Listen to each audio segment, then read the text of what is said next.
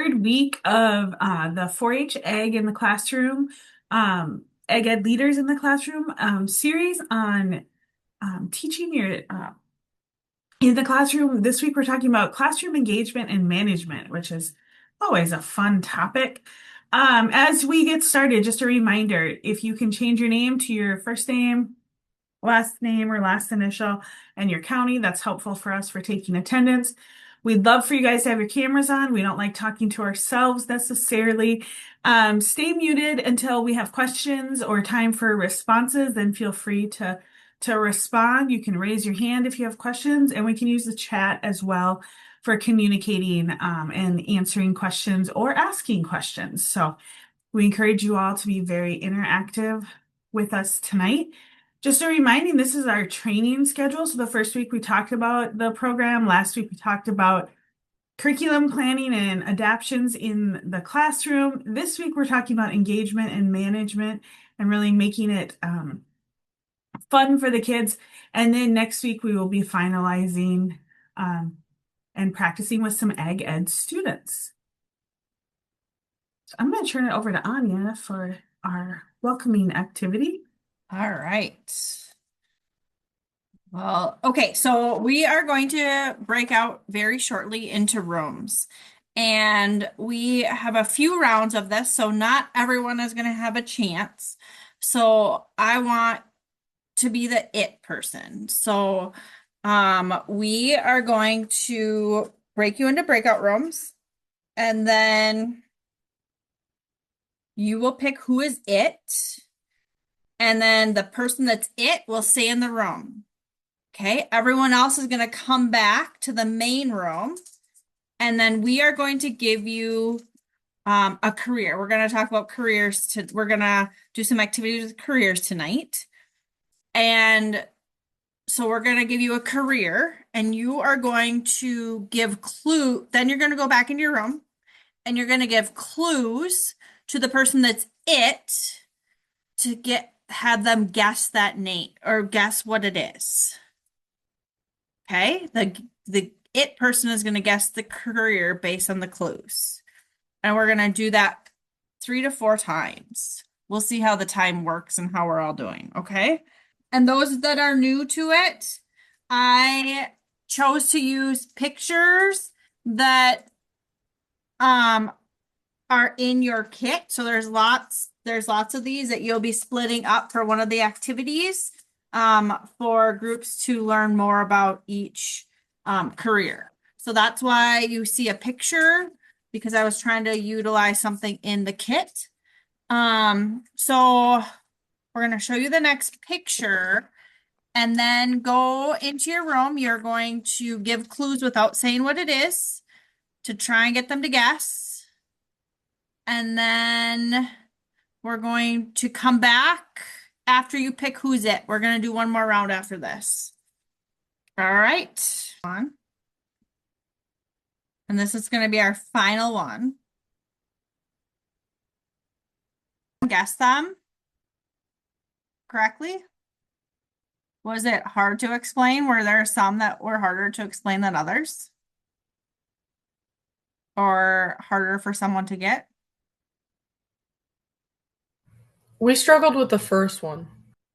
Oh, the first one. Okay. Anyone else experience that? Or what one? What kind of descriptors were they providing to get you to guess?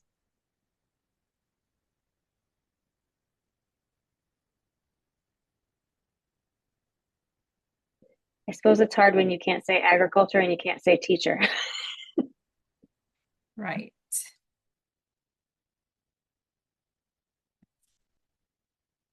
Cool. Awesome. All right, well, let's move on.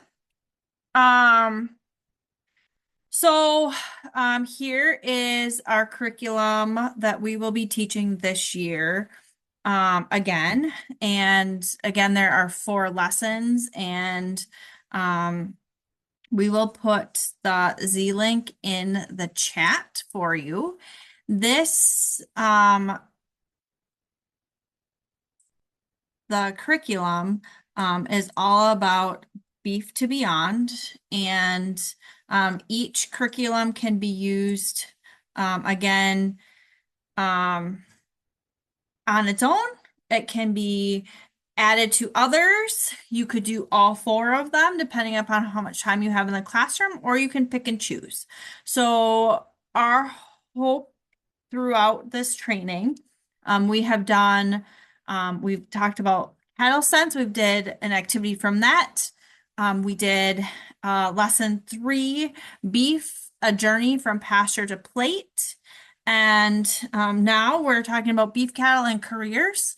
And then the next time we're going to go back to our second lesson.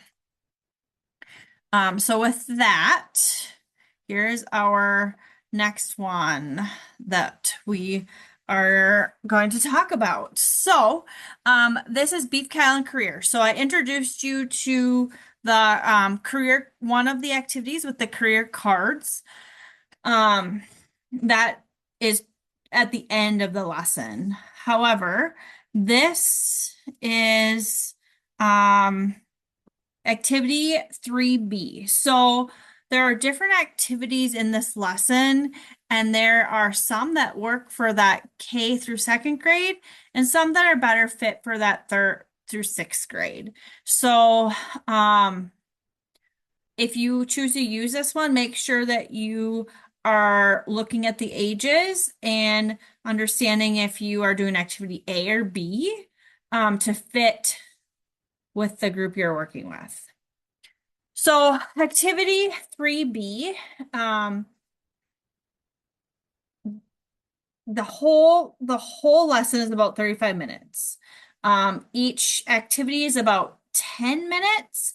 Now, this could take you a longer time or shorter time, depending upon how many youth you have, students that you're working with. So keep that in mind. So these are cattle challenge cards, and all the cards, there's 120, no, there's not 125 cards. There are 3, okay, so I'll show you on the next slide, but there is a challenge, like there's something that you have to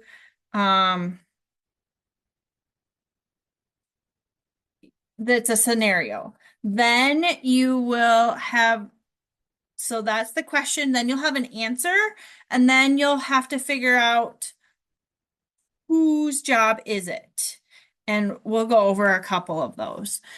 So just so that you guys are aware, all the cards are color coded by the answer for each stage. I'll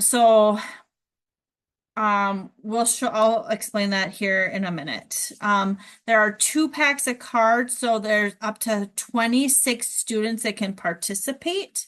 So you may have 2 people, 2 groups looking for the same challenge. If there's less than 26 people, then you can remove cards. And again, they're based on color to help you remove cards from that. So let's kind of dive in a little bit. So again, you have the challenge card, you have a solution, and you have that role or job. And you will have everyone walking around the classroom, and their goal is to look for that solution and whose role is it. So a solution, someone has to find what the challenge is, and someone has to find what the role is. And then after you come up with your 3 people, then you will talk about and think about, brainstorm other things that job might be responsible for, and you would have a whiteboard to write that down. All right, so for example, there is 6 different stages. So the first stage is the calf stage. So the challenge is a newborn calf is weak and is not nursing well. So what could that answer be? Any guesses? What would you do?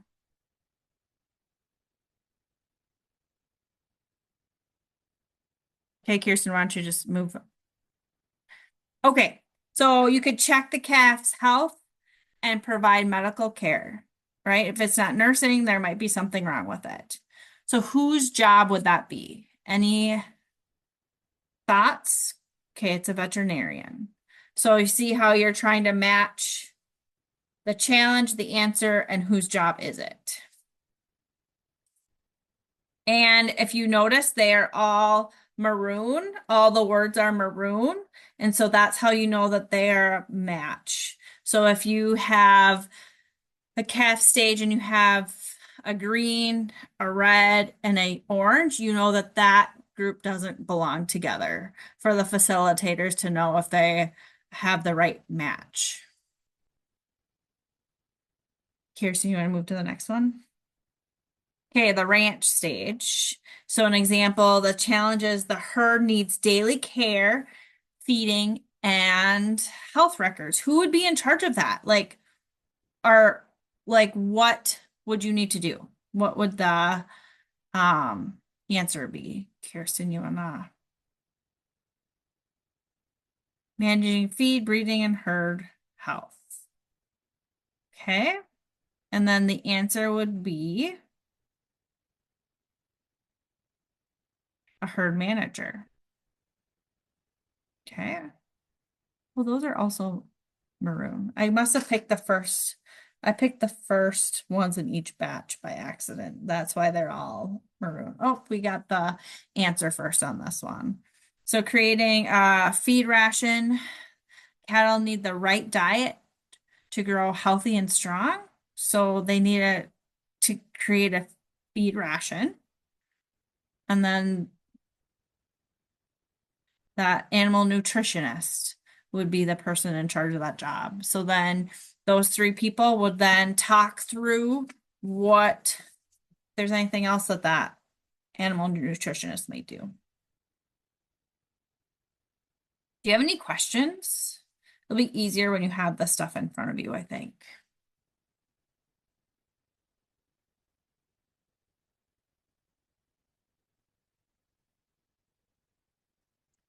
I have a question. So like I feel like this is definitely an activity geared more towards like older kids. How would we do this activity with say kindergarteners? Because they're not gonna even be able to read to understand what the words mean. Yep, so we have a different activity for them, and I don't have those cards with me. It's really, that one is, so we have the different stages, but we are actually doing like a little relay. If I remember right, we're doing a little relay. So like you might be, the calf stage. Let me just look at this here. The calf stage, you might,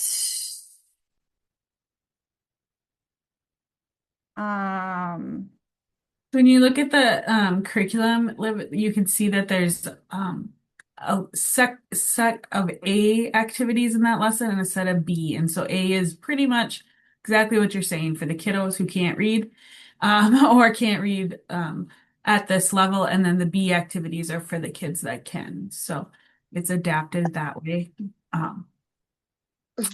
Okay, that makes sense. I was just a little curious because Yeah. I plan on doing it in like younger grades. So Yes. just wanted to double check that there is another lesson for them.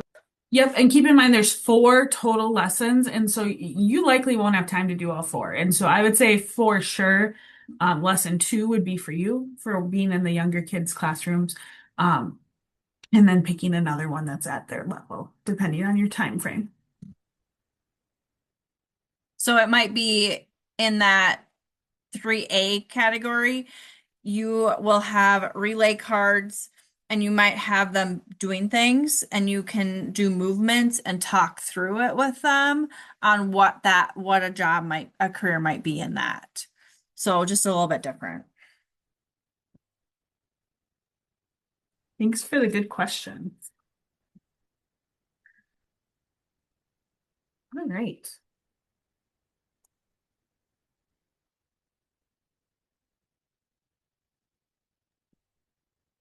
All right, it is me. I get to join you again this week. I'm super excited. This week, we're going to talk a little bit, as Kirsten said, with classroom management or engagement. And I want to start off by having you think about a time that a class or a meeting that you were at felt chaotic. And I'm going to pick on some people. I see some have their cameras on. I know some may be in a spot where they can't. Can anybody think of one that they're willing to share? Or you can also type your thoughts in the chat as well. 6th grade target class, okay?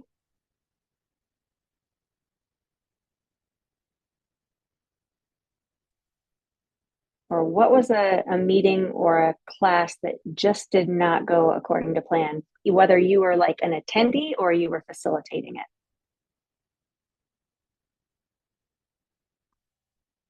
An FFA meeting, okay?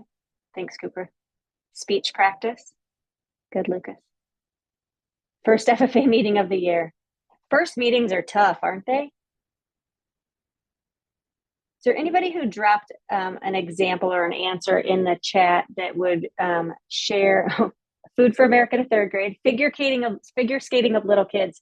Oh my gosh, yes. As a parent, I assisted with my son's basketball team several years ago, and it was challenging. I think it was like when he was in 2nd grade, and corralling little 2nd graders in basketball practice was challenging. Some of your 4-H meetings or school, okay? Is there anybody, I don't see any raised hands, but is there anybody who's willing to share aloud what caused that to be a struggle, or what caused that to be chaotic? Yeah, go ahead, Ellie. Sometimes it's just like the kids don't have enough like respect or patience to sit there and listen to the teacher or the leader or whatever. Mm-hmm. So sometimes it's a matter of patience or attention span, right? We talked a little bit about like what that attention span is for different groups. Certainly that can play a role. Lucas, what about you? When someone gets slightly or says something kind of off task and it just spirals into taking the meeting off on its course. Yeah, if 1 or 2 people are off task and then they kind of get everyone else or more people in line with their activities or their distractions. Molly, what about you? At our first FFA meeting, no one knew how to like motion or like what a motion was, so it was just kind of chaotic. Yeah. Good example, Molly. That parliamentary procedure will get folks every time, won't it? Well, I wanted to start off by thinking about some of this worst case scenario. I don't know. There's a game where you can think about like what's the worst thing that could happen. But a lot of the problems and some of the things that you guys just shared, whether that was at a 4-H meeting or an FFA meeting, some of those problems that you described started off because either kids were bored or disengaged. They maybe were confused about what the expectation was. Molly shared that they weren't really sure how to make motions and so forth, or there were just unclear expectations. Not everything can be boiled down to those, but a lot of our problems can. So Kirsten, you want to go to the next slide? Last week, we talked about characteristics of effective teaching. This week, we're going to move into kind of like, how do you teach and lead so that your groups can stay engaged? Before we do that, though, does anybody recall what those 5 characteristics of effective teaching were from last week, or remember a couple of them? You can drop them in the chat, or you can unmute and share. I'm testing your knowledge, I know. Clarity, yep. Good job, Mara.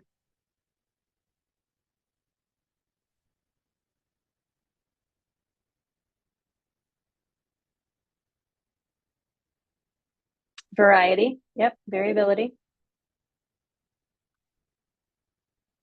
Yep, variation, excellent. Woohoo! What's that one? It's my attempt at enthusiasm. So clarity, variability, Enthusiasm. Yeah. Task-oriented, business-like behavior. So using your time wisely.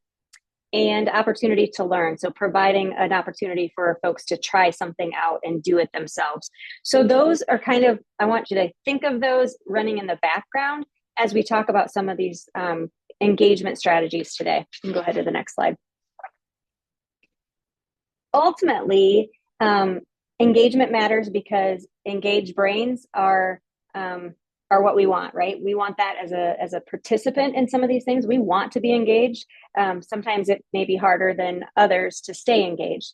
Our brains look for things that are interesting or meaningful, and our brains are constantly trying to make sense of the things that we're taking in. Active participation, and even whether it's typing in a chat or unmuting and sharing something, that wakes up your attention and kind of gets you reconnected. However, you have to feel safe enough in an environment that you're willing to engage. And when you feel safe and you have that safe space, that helps your learning. Bored brains look for stimulation elsewhere. We've all been on Zoom meetings where something may ping on our phone and you may check that and then you get sucked into the stimulation of that. Or if you are bored, not saying this about the 4-H meeting that was mentioned before, but sometimes kids get squirrely when they're being talked to or at for a long time and there's not something to break up that chunk of time. And so bored brains are going to create opportunities for those distractions that were mentioned previously. Go to the next one. Our brains learn best when we're curious, when we feel safe, as I mentioned before, and we get to engage. Think about the things. So we started with thinking maybe of a meeting that was, or a class that was chaotic or less than ideal. When you think about the best learning environments for you, and that can be formal through school or it could be non-formal in a club or an organization, what helps you focus the most? What helps you engage the best as a participant? Somebody have an example of what are the kind of things that cultivate engagement for you?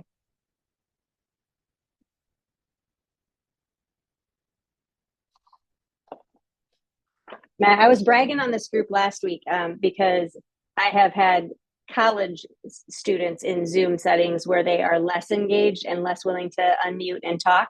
And so obviously something is working for getting you to tune in, whether that's the relevance and you're interested in like, I want to know how to do this curriculum and I want to be able to be prepared for what you're about to do. Doing an activity. Yep, Teresa, I agree. That hands-on, right? Hands-on, minds-on activities. Well, leaders or folks who are facilitating really can impact how curious a learner is, how safe a learner feels, and whether or not they get to participate in doing something. So we'll go to that next slide. So what that means when you're kind of in the driver's seat as a facilitator and in the roles that you're playing when you go into a classroom, you're not going to be flying solo. Like there's going to be a classroom teacher who's there. And if stuff really gets out of hand or kids are really distracted or being disrespectful, they're going to step in and help with a lot of the management piece. But for facilitating, you shape the environment from a standpoint of the energy that you bring, the clarity that you provide for students to understand what they are going to do and what's expected of them. The inclusion, making sure that everyone gets to participate and feels engaged, and it's not just the students who maybe have a certain background and understand cattle. It's really finding a space for everyone in this situation, and the momentum or the pacing of the class or the activity. Ultimately, what we want to get to is preventing issues before they arise. Prevention is far better than reaction, and I think you can probably envision a classroom where you feel safe and secure and engaged in your day-to-day education, and think about what happens in that environment. Likely, you know what's expected of you. You know the routine and the structure. You know how that teacher will respond if students are off task or if students are using inappropriate language or whatever the case may be. And you know that on the front end because there have been some clear expectations set up. When you're reactive, you're correcting behavior when you're when you're in preventative mode, you're actually like leveraging engagement to prevent boredom and misalignment or misbehavior. So we want to think about how you can approach what you're going to do to prevent as much distraction and misbehavior as you possibly can. You can go to that next slide. So these are some best practices, and really I'm boiling them down to 4 things tonight that I want you to think about and take into consideration as you're planning what you're going to do. And again, this depends on your level of age range that you're working with, but set clear expectations. It goes directly back to that clarity we talked about last week, but give all instructions before allowing students to begin. We'll talk about why that's important. Be friendly and approachable, but in charge, particularly when you're going into classrooms where you may be similar in age range or not that much older than they are.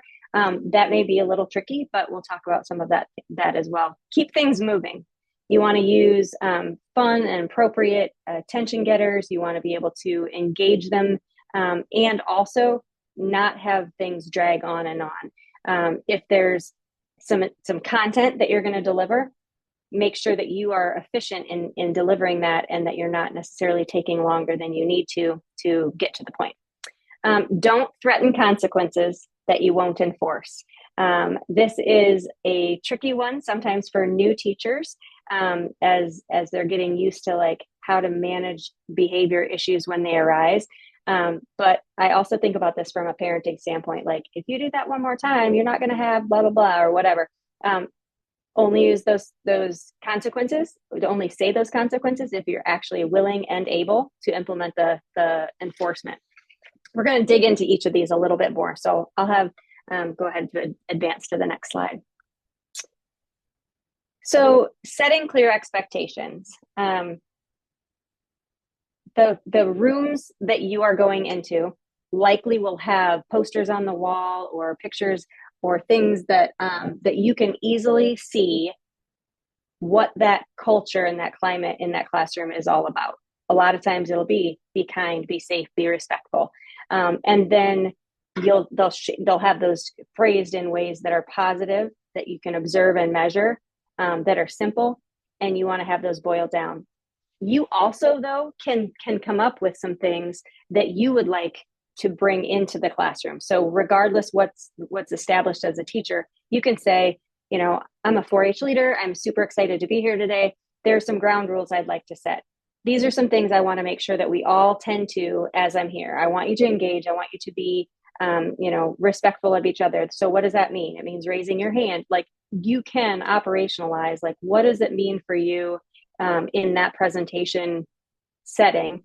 What does it mean for that behavior to fit in alignment with what you'd like them to do? So thinking about what you want students to do, how you want them to participate. Do you want them to raise their hand, or is it okay if they just answer the question? Do you want them to stay in their seat? Do you want them to come up and work effectively in groups? How do you set those things up? When you're thinking about the learning environments that you're going to go into, what are some other expectations that you might share on the front end that would help prevent misbehavior and encourage engagement? Can somebody share one that they think comes to mind right away?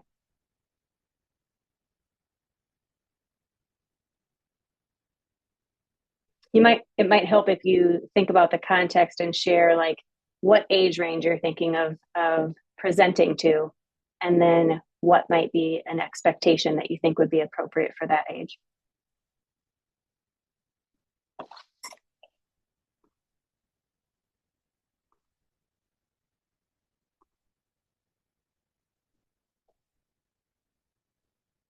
Hey, Savannah, can you unmute? Since you're one of our Ag Ed students on campus, I feel safe in picking on you, but can you share, okay, raise your hand and wait to be called on. I see Cooper drop that in the chat. Savannah might not be able. Oh, there you are. I'm not super able to Fantastic. listen That's- right now. Can you repeat the question and I can try to answer it? Yeah, for sure. We were talking about clear expectations and what is an example of an expectation that you might set if you were going in to do one of these education presentations to a group of youth. Okay. So I guess one expectation I've set in the past, like kind of what you were saying before about like asking it, like figuring out if you want them to raise their hands or not, but also like making it clear when you want them to speak and when is okay to just listen and when is okay to talk. That's Yep. kind of the main one I've set in the past. I've Yeah. had pretty good classrooms that have been excited to learn, so I haven't run into too much trouble Yep. yet, but Yep, absolutely. Thanks, Savannah. I think honestly, all of you will find that the students that you go into their classrooms to visit are going to be excited. You are novel, you're new, you're somebody that is a special guest. So they're going to be excited to hear from you. You're also younger than their teachers, and they're going to be excited to have somebody that's closer to their own age. So I think that does definitely play a role. Thanks, Savannah. You can go ahead to that next slide. Something else Savannah said relates to this next slide, and that is like letting students know when you want them to do something and when you want them to listen. And part of that goes with giving all instructions before you allow students to begin, particularly when we're doing hands-on activities. And I'm going to use an example, like if we were planting seeds and you had the containers you're going to plant them in, you have potting soil, you have seeds, you have watering, equipment. You don't want to say, okay, we're gonna plant some seeds today. What you need to do is go get a pot and blah blah blah. Those kids are going to be already they're going to be crawling around the supplies. So you have to think about the logistics that you want to happen in your class and how that flow will be. So it might be like, we're going to have you in groups. You're going to send one person. When I say go, you're going to send one person from your group to get 4 of the containers. What are you going to do? Send one person from your group so they get the containers. And you're going to do this step by step so that your instructions are clear. You give all those instructions and then you ask, what questions are there? Can anybody think of why you might be encouraged to ask what questions are there in that way?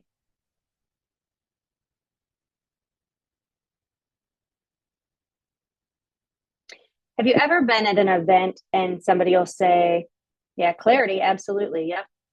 Sometimes when you're at an event or in a class and people will say, does anybody have any questions? You kind of look around and you're like, I have questions, but I don't know if other people have questions and I'm not going to be the only person who asks a question. And so even the phrasing from, does anyone have any questions? Switching that to saying, what questions are there? Like acknowledging there's going to be questions. Of course, there's going to be questions. What questions are there? And inviting that engagement. Things just as simple as those word changes can make a big difference. And then you can use signals to say, like, when I say cattle, you're all going to begin this task. Or, when you hear this sound, and you can use different kind of tools that I've seen, bells or buzzers or your alarm on your cell phone, whatever the case may be, to indicate that, and then say, okay, or like I think about my elementary teacher friends that would be like, when I flip the light, that means everyone needs to stop what you're doing and listen to instructions. Whatever those signals are, those are really helpful as well. You can go to that next slide. This is kind of a no-brainer, right? But when you're nervous as a presenter, sometimes you forget this. You want to come across as friendly and approachable, and you want to engage in a positive, upbeat way, but you're also in charge, right? So there's that balance. But you do want to smile, share your own experiences. As 4-H members, you're going to be going into these classrooms inspiring future 4-H members, or maybe current 4-H members who haven't thought about doing this program. At the same time, don't be afraid to ask students to be respectful, or pause and say, I'll begin when everybody's on task, or we'll regroup when, we'll move forward to the next step when everyone's eyes are on me. Act like the leader that you are, and don't feel bad about asking for that attention and taking charge. Of course, there's positive ways to do it, and we'll talk a little bit about some things. But really, that confidence builds trust, and you want your attendees or your students to trust that you are the one that's in charge. Sometimes this also can translate into like, noticing participation, asking questions of certain people, using names. This is something that not a lot of people always think of, and you likely won't know all the names of students in your class. You could easily have them do name tags or name tents so that when you're facilitating, you can say, so-and-so, thank you so much for chiming in there, or what a great example, Jenna, or whatever the case may be. And that really helps also with engagement and keeping people dialed in, because they know that you're investing in who they are, and getting to know them individually. You can go to that next slide. Keeping things moving is also important. Downtime equals distraction. If you have too much like empty space, or if you haven't thought about like chunking up what you're doing and thinking about, man, I'm going to be talking at them for 20 minutes, and then they're going to have this 5-minute activity, and then we're going to talk at them again for this. They're going to be distracted, and they're going to want to mess around with their buddy, or click a pen that is sitting on their desk, or, you know, hop on their computer and play a game. And so you want to think about, how do you maximize the time you have, and how do you schedule things in a paced out way that you don't end up with 10 minutes at the end of class. Again, you're not expected to be experts. The teachers are there, and if you end up finishing really early, the teachers are going to step in and they're going to help you kind of either make some connections, or they're going to engage with the class or take that back over. But by practicing and thinking about, how do you keep things moving at a pace that will keep engagement a priority, that will help you extensively. In order to do that, you can also assign tasks to students. You, as I mentioned before, like, okay, pick one person from your group who's going to do such and such, or asking them to report back, right? If we were actually in person, I would not let you off the hook for answering questions. I would, call on a specific table group, or I would say somebody on this half of the room, or I'm going to wait for, 3 examples of such and such. And so in person, it's a little bit different when you're seeing that face-to-face environment and you're able to engage that way. But having folks help with different pieces, because engaged groups are able to stay more focused. We can go to the next one. This is something, I will be honest, I'm not as good at. My students are far better at this piece than I am. My mom was an elementary teacher, and I feel like some of these fit really well there.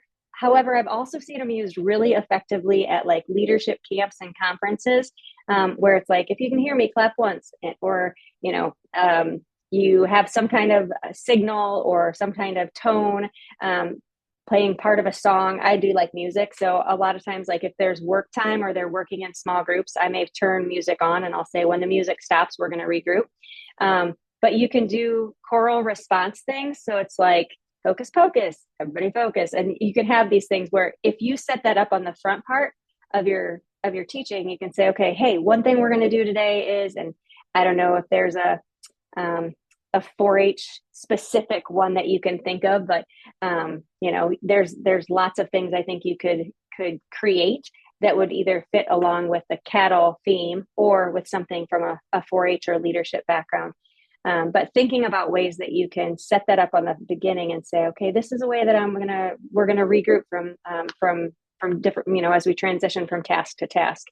Does anyone have other examples of these kind of attention getters or choral response things that they've used and have worked well?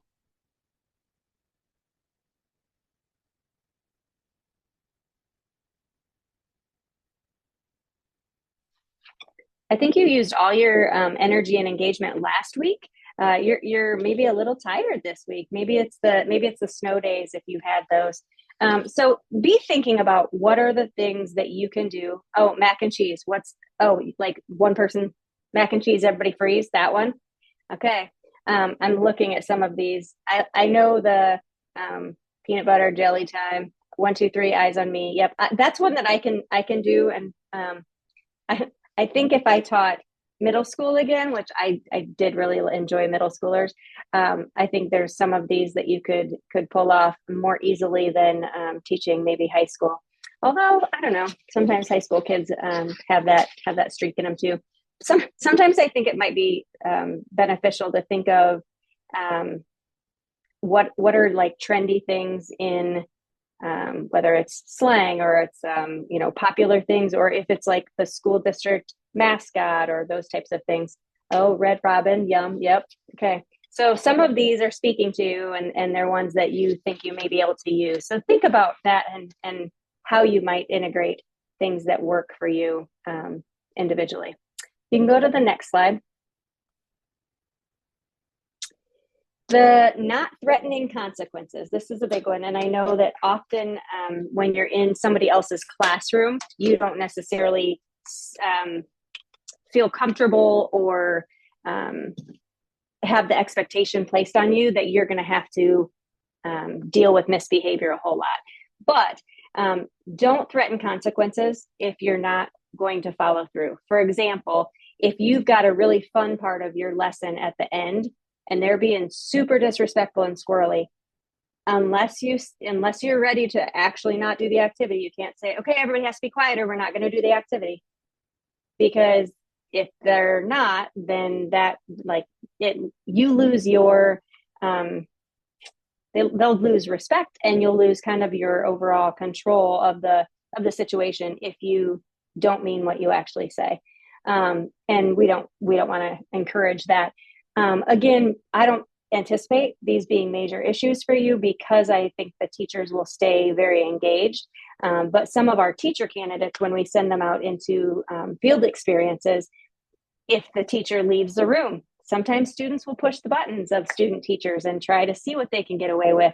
And so it is really important to think about, like, okay, what am I able to say or do in a respectful way that isn't threatening? Some things that I encourage you to think about is think about like phrases or tones, right? You never want to say to a class, you guys need to shut up. Like, nope. However, you can say things like, all right, everyone, let's reset together. 1, 2, 3, eyes on me. And then you get their attention and you start from there. Or if somebody is struggling or off task, but then they start to kind of come back on to where you want them to be, acknowledge that effort and engagement and say, hey, thank you so much for rejoining the group. And you want to really be able to set a positive tone and encourage cooperation and doing the right thing, as opposed to having this create a power struggle or a yucky, more contentious kind of situation. Are there any other things that you can think of that you've seen contribute to challenging environments? We talked about the importance of those positive and clear expectations, giving them one thing at a time, not threatening consequences, using your time wisely. Are there any other things that you think really stand out to you as ways to maintain that engagement that has worked for you?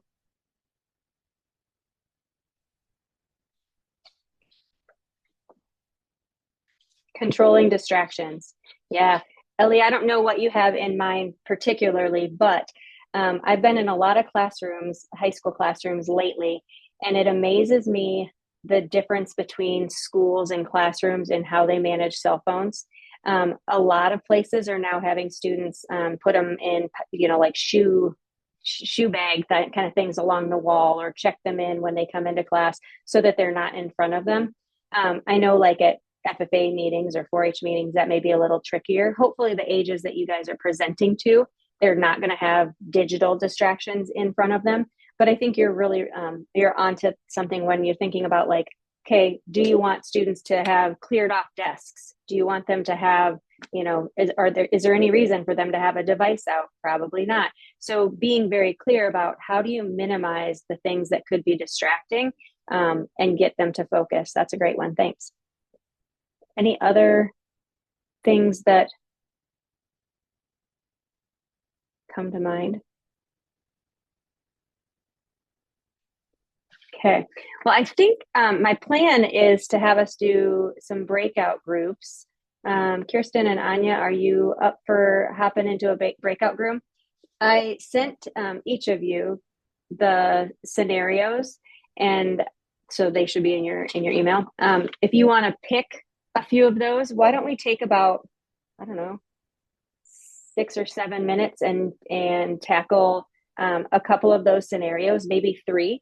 And if you have time for more, you can do more. But this is going to be the next slide. If you want to share that before we send people off into rooms, we're going to practice. In these scenarios, you're going to be the leader. And I would love in your small groups to talk about in each situation, what could you do in that situation? What would you say as the teacher or the leader? And how does your tone and how you approach that matter for engagement and keeping things on track? Okay, so that's kind of the way that we're going to have these conversations in small groups, and then we'll come back together as a whole and kind of wrap things up.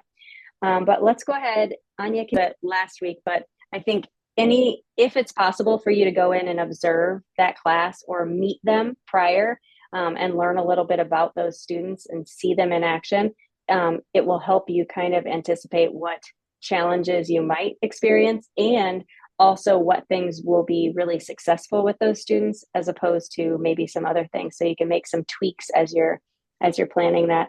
I think it's always helpful to know a little bit more about the students and the people that you're going to be interacting with.